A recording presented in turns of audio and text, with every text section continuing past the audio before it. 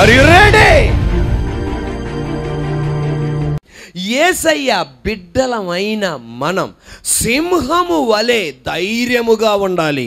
యేసయ్య బిడ్డలమైన మనం సింహము వలె ధైర్యముగా ఉండాలి. ఎందుకని యేసయ్య బిడ్డలమైన మనం ధైర్యంగా ఉండాలి? మన యేసయ్య ఎవరు? ప్రకటన గ్రంథం 5వ అధ్యాయం 5వ వాక్యం, యూదా గోత్రపు కొదమ సింహం. మనం కుక్క యొక్క పిల్లలు కుక్క పిల్లలు, కోడి యొక్క పిల్లలు కోడి పిల్లలు, ఏనుగు యొక్క పిల్లలు కొదమ సింహం యొక్క పిల్లలు. మన సింహం ఎలాగుంటుంది? సింహం దేనికి గుర్తు అంటే బలానికి గుర్తు. సింహం దేనికి గుర్తు అంటే ధైర్యానికి గుర్తు. అందువలన మన కొదమ సింహం ధైర్యంగా ఉంటాడు గనక మనం కూడా ఎలా ఉండాలా? ధైర్యంగా ఉండాలా. సాతానుగాడు పెద్ద జెరాక్స్ కాపియర్ మిషన్. ఎవరు? మన యేసయ్య ఎలాగుంటాడో అలాగ ఉండాలనుకుంటాడు, కానీ ఒరిజినల్ ఆయన నకిలీ ఈయన. సాతానుగాడు కూడా ఎవడు? 1 పేతురు రాసిన పత్రిక 5వ అధ్యాయం 8వ వాక్యం, ఎవరిని మింగుదమా అని గర్జించు సింహం వలె. ఏమనుకున్నాడంటే యేసయ్య కొత్త సింహం అయితే కనీసం మనం అర్థం అనుకొని చెప్పి గర్జించు సింహంలాగా యాక్ట్ చేస్తున్నాడు. మన యేసయ్య యూదా గోత్రపు కొదమ సింహం, సాతానుగాడు గర్జించు సింహం. వీళ్ళిద్దరి మధ్యలో నా దేవుడు గొర్రెగా ఒక చోట ఉంచాడు, పౌరంగా ఒక చోట ఉంచాడు. కానీ ఇప్పుడు మనల్ని ఎలా ఉండాలని చూస్తున్నాడంటే ఒక సింహంలాగా ఉండాలి అని. దేవుడు వ్యత్యాసమైన పద్ధతుల్లో మనతో మాట్లాడతాడు ఆయన. యోబు గ్రంథం 12వ అధ్యాయం 7వ వాక్యం 8వ వాక్యం 9వ వాక్యం మనం చదివితే, అయినను మృగములను విచారించుము, అవి నీకు బోధించును. ఆకాశ పక్షులను విచారించుము, అవి నీకు తెలియజేయును. భూమిని గురించి ధ్యానించిన ఎడల అది నీకు బోధించును. సముద్రములోని చేపలను నీకు దాన్ని వివరించును. వీటన్నిటిని బట్టి యోచించుకొనిన ఎడల యెహోవా హస్తము, యేసయ్య హస్తము వీటిని కలుగజేసెనని తెలిసి కొన లేనివాడెవడు? జీవరాశుల ప్రాణమును మనుషులందరి ఆత్మలను ఆయన వశమున ఉన్నవి గదా. అంటే ఒక్కొక్క జీవితో ఆయన మనతో ఏం చేస్తూ ఉంటాడు? మాట్లాడుతూ ఉంటాడు. ఆయన కాకులతో మనతో మాట్లాడతాడు, పక్షులను చూసి మనతో మాట్లాడతాడు, చేపల ద్వారా మనతో మాట్లాడతాడు, వ్యత్యాసమైన పద్ధతులతో మాట్లాడతాడు. ఎందుకు తెలుసా? భయపడకండి, ధైర్యంగా ఉండండి అని తెలియపరచడానికి. ఏలియా కెరీతు వాగులో ఉండగా ఎక్కడ నుండి ఆహారం అనుకున్నప్పుడు కాకోలములను పంపించి ఏలియాకి ఆహారం ఇచ్చాడు. కాకోలం అన్న మాట ఇంగ్లీష్లో ఏం కనబడుతుందంటే రేవన్స్. క్రో వేరే, రేవన్ వేరే. క్రో అంటే అంతా నల్లగా ఉంటుంది, పై భాగం గ్రే కలర్లో ఉంటుంది. రేవన్ అంటే ముక్కు మొదలుకొని కాలు దాకా బొగ్గు కలర్లో నల్లగా ఉంటుంది అన్నమాట, అది రేవన్. నా దేవుడు చెప్పేది CROW, క్రో అన్న పక్కన వాళ్ళకి పెట్టిద్దేమో కానీ RAVEN పెనాసి కాకి. ఆ కాకి ద్వారా, రేవన్ ద్వారా కెరీతు వాగులో ఉన్న ఏలియాకి ఆహారం అందించి ఆ ఏలియాని పోషించాడు. దేవుడు చెప్పేది, నువ్వు ఇబ్బందిలో ఉండొచ్చు, నువ్వు ఇరుకులో ఉండొచ్చు, నాకు ఎలా ఆహారం అనుకోవచ్చు. సర్వశక్తి కలిగిన దేవుడు చెప్పేది, ఒక పెనాసి కాకితో నేను ఆహారం పెట్టగలిగితే నీకు వ్యతిరేకమైన వ్యక్తుల ద్వారా నేను నీకు ఆహారం ఇవ్వగలను. నేను నిన్ను ఎన్నడూ పస్తు ఉండనివ్వను.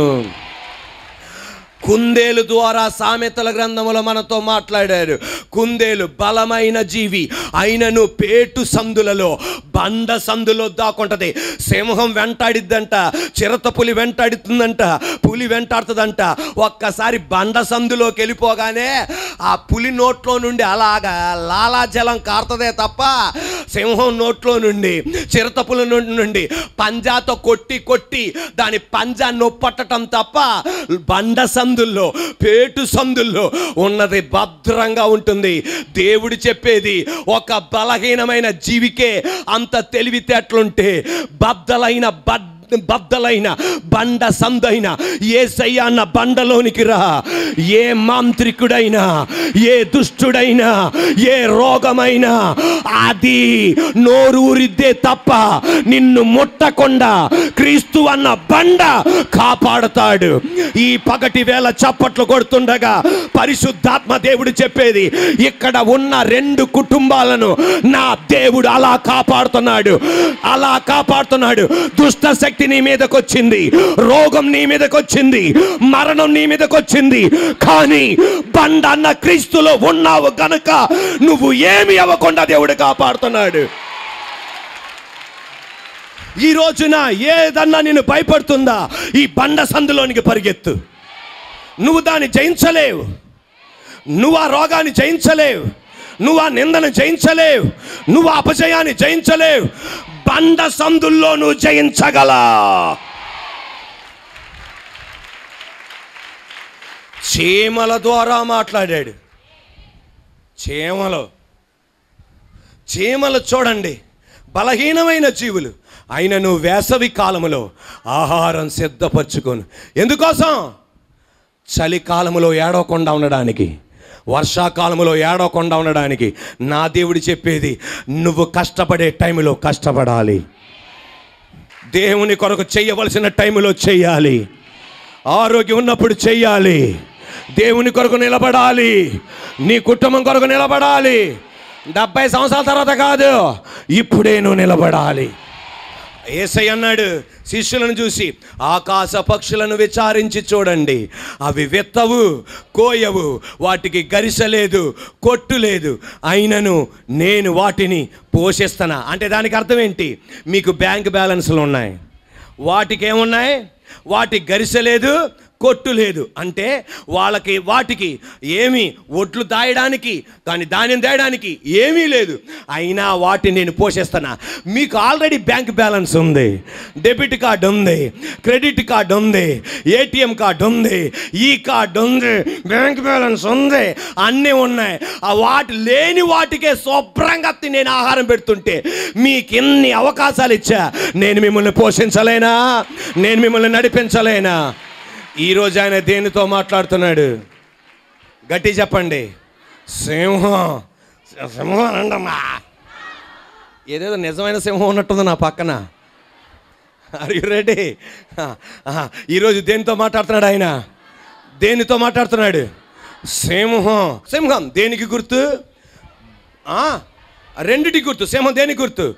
బలానికి గుర్తు. 2 ధైర్యానికి గుర్తు. సింహం ప్రతిసారి వేటాడినప్పుడల్లా ఎర సింహానికి దొరకదు. ఈ సింహం ఒక కుందేలుని వేటాడుతున్నప్పుడు, ఒక సింహం జింకను వేటాడుతున్నప్పుడు, సింహం ఎలుగుబంటిని వేటాడుతున్నప్పుడు, సింహం జిరాఫీని వెంటాడుతున్నప్పుడు, సింహం ఒక చిరతపుల్ని వెంటాడుతున్నప్పుడు, ప్రతిసారి వేటాడినప్పుడు ఆ వేటలో సక్సెస్ అవ్వదు. 10 సార్లు ప్రయత్నం చేస్తే 6 సార్లు ఫెయిల్యూర్ అవుతుంది, 4 సార్లే సక్సెస్ అయింది. అయినా ఎన్నడూ భయపడదు, ధైర్యం తెచ్చుకొని, బలం తెచ్చుకొని మళ్ళా వేటాడటం ప్రారంభిస్తుంది. మీరు చూడండి, ఒక్కసారి మనం అటెంప్ట్ చేసాం, ఫెయిల్యూర్ అవ్వగానే మనం ఏమైపోతాం? కృంగిపోతాం. మన ముఖం ఎవరికి చూపెట్టుకోవాలో అర్థం కాదు, మన ముఖం బకెట్లో పెట్టుకోవాలనిపిస్తుంది, మన ముఖం ఎవరితో మాట్లాడాలనిపించదు, ఎవరి దగ్గర పక్కనోడితో కూడా మాట్లాడనిపించదు. ఎందువలన? సక్సెస్ అవుతాననుకున్నా నేనేమైపోయా? ఫెయిల్యూర్. ఆ ఫెయిల్యూర్ మనల్ని కృంగదీసి నెక్స్ట్ అటెంప్ట్ కోసం వెళ్ళనీయకుండా మనల్ని దాచే వ్యక్తిగా మనం మారిపోతాం, దాగబడిన వ్యక్తిగా మనం మారిపోతాం. కానీ సింహం అలాంటి కాదు. ఒక అటెంప్ట్ ఫెయిల్ అయినంత మాత్రాన నా ముఖం ఎక్కడ పెట్టుకోవాలి, నేను పక్కన వాళ్ళని చూపెట్టుకోలేకపోతా అనుకోదు. ఏమని చేస్తా తెలుసా? నెక్స్ట్ అటెంప్ట్ ఎలా ధైర్యంగా వెళ్తుందంటే, ఇందాక నేను ఫెయిల్ అవ్వలా, మళ్ళా నేను ముందడుగు వేస్తున్నాను. ఈ రోజున నీకు అటువంటి ధైర్యం కలగాలి. వ్యాపారంలో నువ్వు అటెంప్ట్ ఫెయిల్ అయ్యావేమో, చదువులో నువ్వు ఫెయిల్ అయ్యావేమో, కుటుంబ జీవితంలో ఫెయిల్ అయ్యావేమో, ఇక్కడతో సత్తుగల పడకూడదు. అది బలానికి, ధైర్యానికి గుర్తు. నెక్స్ట్ సారి ట్రై చేయడానికి భయపడదు.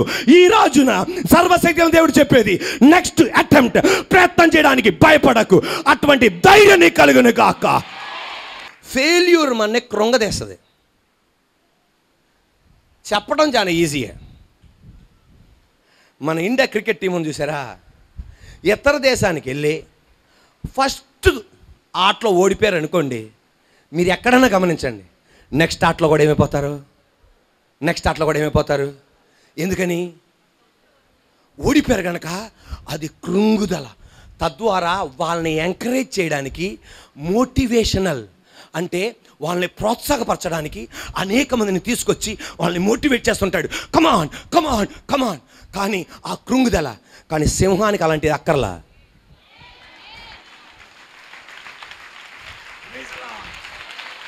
సింహానికి అలాగ అక్కర్లా. ఎవడొచ్చి మోటివేట్ చేయక్కర్లా. అదే ఏంటిది? అదే ధైర్యానికి గుర్తు. ఈ రోజున మనం ఎవరు? ఆయన ఎవరు? కొత్త సింహం అనండి అమ్మా. నూరు తెరలేకపోతున్నారా గట్టిగా? ఆయన ఎవరు? మనం ఎవరు? యేసయ్యని ఎవరు మోటివేట్ చేయక్కర్లా, ఆయనే. Are you ready? Praise the Lord, hallelujah. నువ్వు కూడా అంతే. నిన్ను పక్కన రోజు బూస్ట్ అప్ ఇవ్వక్కర్లా. నువ్వు అనాలా, నేనెవరిని? సింహం అనండి అమ్మా. నేనెవరిని? నేనొక సింహాన్ని. మీరొక సింహం. నేనొక సింహం. ఆయన యూదా గోత్రపు కొదమ సింహం. సింహానికి మళ్ళీ ఎవరు వచ్చి మోటివేట్ చేయక్కర్లా, ఎవరు ప్రోత్సాహకరమైన మాటలు చెప్పక్కర్లా. దాని బ్లడ్లోనే ఉంది ప్రోత్సాహం, దాని నరనరాల్లో ఉంది ప్రోత్సాహం. ఈ అటెంప్ట్ ఫెయిల్ అయినా నెక్స్ట్ అటెంప్ట్ సక్సెస్ అవుతా. ఈ పగటి వేళ నీకు కూడా అదే కలగాలి. మొన్న నేను ఫెయిల్ అయ్యా, నెక్స్ట్ అటెంప్ట్ సక్సెస్ అవ్వబోతున్నా. మొన్న అపజయం చెందా, గొప్ప విజయం చూడబోతున్నా. చప్పట్లు కొడుతుండగా వదిలేసిన వ్యాపారాన్ని, వదిలేసిన చదువును, నిన్ను ఏదైతే వదిలేసావో మరలా ముందడుగు వేయ్. ప్రైజ్ ది లార్డ్, హల్లెలూయా.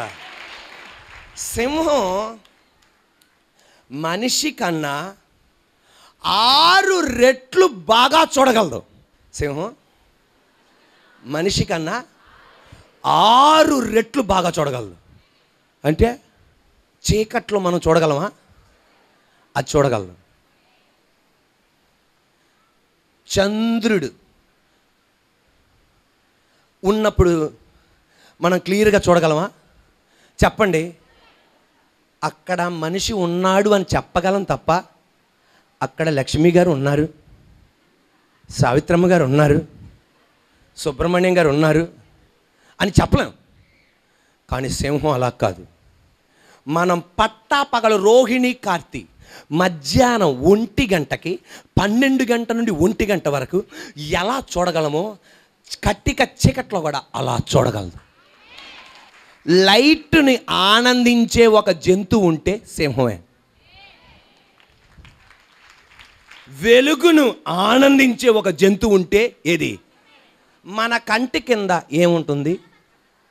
తెల్లమచ్చ. చెప్పండి అమ్మా. కొంతమందికి ఉండదు, ఎందుకంటే మీరు జాగ్రత్తలు తీసుకుంటున్నారు కనుక. అలాగే తీసుకోండి అమ్మా. పెళ్ళి కాని చెల్లెలు జాగ్రత్త తీసుకోండి. పెళ్ళైన వాళ్ళు హల్లెలూయా. Are you ready? అందరు చూడండి. మా పెళ్ళైన అమ్మల కళ్ళు కింద అంతా ఏమున్నాయి? పెళ్ళి కాకముందు జాగ్రత్తలు తీసుకున్నారు, ఇప్పుడు తీసుకున్నా ఒకటే, తీసుకోపోయినా ఒకటే. ఇప్పుడు మీరు చూడండి. Are you ready? మన కళ్ళ కింద ఏముంటుంది? నల్ల ఏముంటుంది. మళ్ళీ ఫుట్బాల్ ప్లేయర్లు ఆడుతున్నప్పుడు ఏం చేస్తారంటారు? నల్లటిది ఇక్కడ రాస్తూ ఉంటారు. ఎందుకంటే ఆ వెలుగు గ్లేజ్ ఎక్కువ అయిపోకుండా. అటువంటిది సింహాలకి దేవుడు ఏమిచ్చారు తెలుసా? ఇటొక తెల్ల పెయింట్, ఇటొక తెల్ల పెయింట్. ఒకసారి చూడండి.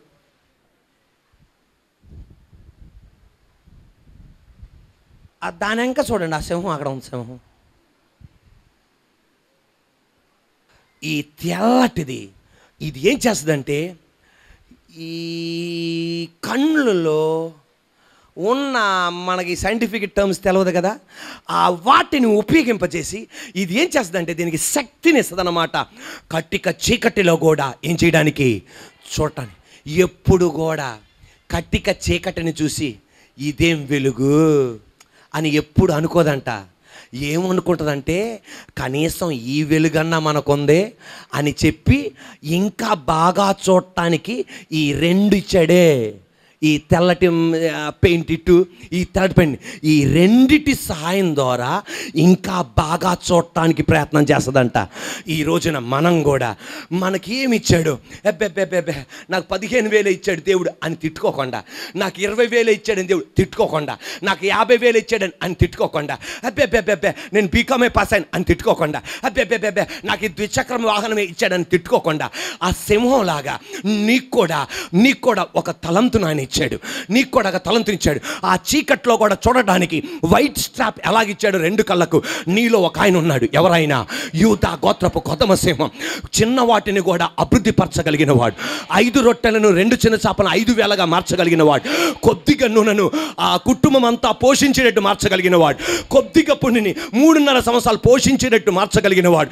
అటువంటి దేవుడు నీలో ఉన్నాడు గనక నీకు కలిగిన వాటి బట్టి దేవునికి కృతజ్ఞతాస్తుతులు చెల్లిస్తే ఇంకా నీ జీవితాన్ని ఆనందించగలవు. ఆ చీకటిలో ఇంకా వెలుగును నువ్వు చూడగలవు. ఆ చీకటిలో అంధకారంలో ఇంకా నువ్వు వెలుగును చూడగలవు. ప్రైజ్ ది లార్డ్, హల్లెలూయా. ఈ సింహానికి ఉన్న ప్రత్యేకమైన గుణం, రోజుకి 16 గంటల నుండి 20 గంటల దాకా పడుకుంటుంది. ఆహా, ఏం భలే ఉన్నాడే. ఎన్ని గంటలు పడుకుంటుందే? మరి ఇంత గ్లామర్గా ఉండకపోతే ఎలా ఉంటుందా? చూడండి, దాని బొగ్గలేంటి, అసలు ఆ జూలేంటి. మనం కూడా పడుకుంటే 24. ఆ చెల్లి అంటుంది అది సూపరు. ఆమేన్, హల్లెలూయా. పాపం మన అమ్మలకి నిద్ర లేక చచ్చిపోతున్నారు, మీకు వండలేక వస్త్రాలు ఉతకలేక. ఏ చేత మగోడు మాత్రం శుభ్ర తన్ని పడుకుంటాడు 8 గంటల దాకా. టిఫిన్ ఉండవా, ఉప్మా, ఎట్లే ఈ బాధ ఈమెది. ఎన్ని గంటలు పడుకుంటుంది అది? 20 గంటలు పడుకుంటుంది. ఇంకా ఎన్ని గంటలే? ఆ 4 గంటలో కూడా 4 గంటలు కష్టపడదంట. 1 గంట అలా తిరిగేసి వస్తుంది, మళ్ళీ ట్రై చేస్తుంది, బాధపడదు. ఫెయిల్ అయితే ఒకరోజు అన్నం లేనంత మాత్రం ఏడవదు, 2 రోజులు ఏడవదు, కావాలంటే 1 వారం 2 వారాలు ఏడవదు, మళ్ళీ వస్తుంది, మళ్ళీ పడుకుంటుంది, బలం పుంజుకుంటుంది, గొప్ప విజయంతో బయటకు వస్తుంది. ఆ సింహం మాట లేకుండా చెప్పేది ఏంటి తెలుసా? మన కష్టము ద్వారా కాదు మనం అభివృద్ధి పొందేది, మన తెలివితేటల ద్వారా కాదు మనం అభివృద్ధి పొందేది. సొలొమోను ఒక మాట అంటాడు, నేనెంత కష్టపడినా నువ్వు దీవించకపోతే వృధానయ్యా. దావీదు ఒక మాట అంటాడు, యెహోవా ఇల్లు కట్టించని ఎడల దాని కట్టువారు ప్రయాసం వ్యర్థమే, యెహోవా పట్టణమును కాపాడని ఎడల దాని కావలి కాయవారు మేల్కొని ఉంట వ్యర్థమే. సింహం నేర్పించేది 20 గంటలు నిద్రపోతా. దానికని నువ్వు ఈ రోజున అందరికెళ్ళి అబ్బా చెప్తే చెప్పేవాడినయ్యా, రేపటి నుండి నేను కూడా 20 గంటలు పడుకోమని కాదు దానికి అర్థం. నేను చెప్పే పాయింట్ ఇదే. దాని విశ్రాంతి తీసుకుంటుంది. ఈ రోజున దానికి అర్థం ఏంటి తెలుసా? నేను కష్టపడినందుకు కాదు నేను ఏదో పొందుకునేది, నా దేవుడు నాకు విజయం ఇవ్వాలా. ఈరోజు నువ్వు కూడా ఇది అనుకోవాలి, దేవా నా కష్టం కాదయ్యా, నువ్వు నన్ను కాపాడాలి, నువ్వు నన్ను అభివృద్ధి పరచాలి, నువ్వు నా బిడ్డలను ఆశీర్వదించాలి, నువ్వు నన్ను బిడ్డలను దీవించాలి. ఈ పగటి వేళ నేను చెప్పనా, నీకు కలిగినది దేవుడు అభివృద్ధి పరచును గాక. అది 1 గంట 4 గంటల ప్రయత్నం చేస్తుంది. ఫెయిల్యూర్ అయిన చోట్లు ఉన్నాయి, అపజయం పొందిన చోట్లు ఉన్నాయి, దుఃఖపడిన చోట్లు ఉన్నాయి, కానీ విజయవంతంగా ఒకరోజు బయటికి వస్తుంది. ఈ రోజున నా జీవితంలో కూడా అపజయాలు రావచ్చు, వేదన రావచ్చు, దుఃఖం రావచ్చు. నువ్వు కూడా ఇదే అనుకోవాలి, నేను సింహాన్ని, గట్టిగా నాకు ఫలితం దొరుకుతుంది. నజరేయుడైన యేసు నామములో నువ్వు కష్టపడిన దానికన్నా 100 రెట్ల లాభాన్ని అనుభవించును గాక. నువ్వు చదువుకున్న దానికన్నా గొప్ప స్థాయిలో దేవుడు నడిపించును గాక. నువ్వు అనుకున్న దానికన్నా మించిన దేవుడు నడిపించును గాక.